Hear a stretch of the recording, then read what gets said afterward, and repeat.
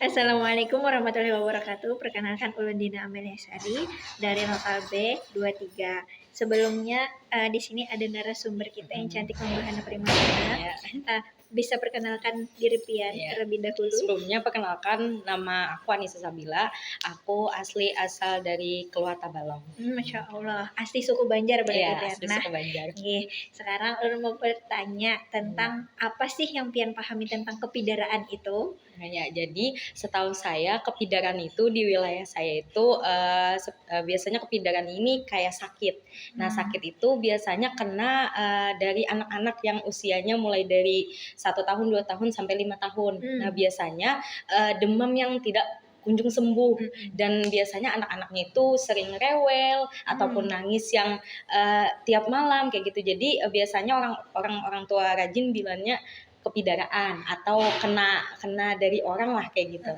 Untuk pengobatannya sendiri, apakah itu ada orang-orang tertentu yang bisa mengobatinya atau orang umum saja bisa? Nah, di wilayah saya tuh biasanya yang mengobatinya itu seperti kayak tukang urut. Nah, biasanya tukang urut itu yang terkenal di kampung lah. Jadi orang tua itu membawa anaknya ke tukang urut tersebut yang dikenal, yang udah bisa ngobatin kepidaraan tersebut. Jadi untuk pengobatannya itu apakah ada syarat-syarat khususnya?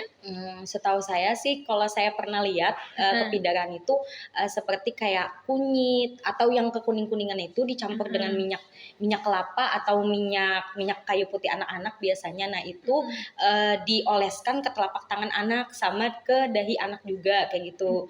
Kalau untuk tahu apa unsur dari makna dari kuning atau simbol kuning itu saya kurang tahu, tapi yang pasti itu harus ada kayak gitu, kayak kunyit-kunyitan atau kuning-kuningan yang itu.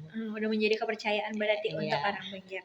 Jadi terus apakah kepidaran itu masih sering dilakukan di sekarang ini? Masih sering, karena termasuk di kampung saya di Kelua, kalau misalkan ada anak-anak yang kepidaraan, mereka itu percaya bahwa kalau misalkan dibawa ke tukang urut tadi, lalu dioleskan yang kuning-kuning tadi, kunyit-kunyit tadi itu, besoknya langsung sembuh, karena mungkin ada pengobatan khusus atau bacaan-bacaan khusus dari tukang urut tersebut. Gimana untuk orang yang menangani kepidaraan itu? Apakah mereka juga semakin banyak atau malah semakin berkurang?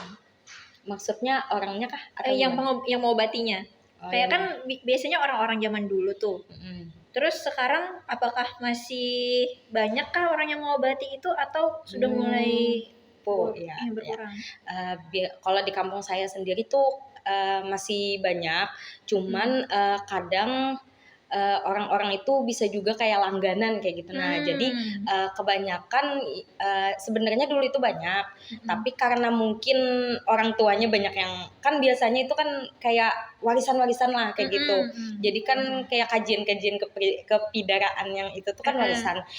Dulu tuh banyak, tapi sekarang itu kurang karena mungkin dari orang tuanya yang tukang urut itu udah meninggal. Jadi mungkin yang warisan-warisan yang tukang urut itu tadi tuh tidak menyalurkan lagi tapi sedikit aja kayak gitu, sekitaran 3 atau 4 orangan lah, itu pun dalam satu kampung bukan satu RT. Nah biasanya di kampung saya tuh dalam satu RT itu ada 1 atau 2 orang. Oke, itu saja. Terima kasih Anissa Sabila. Assalamualaikum warahmatullahi wabarakatuh.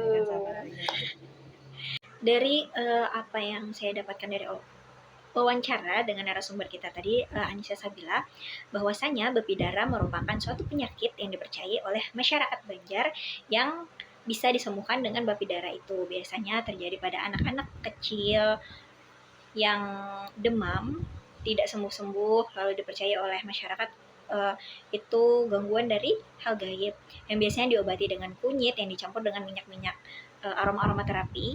Lalu untuk penyembuhannya itu biasanya dilakukan oleh orang-orang tua yang ada di daerah-daerah tersebut, termasuk di daerahnya Anissa Sabila tadi. Ternyata untuk orang yang mengobatinya atau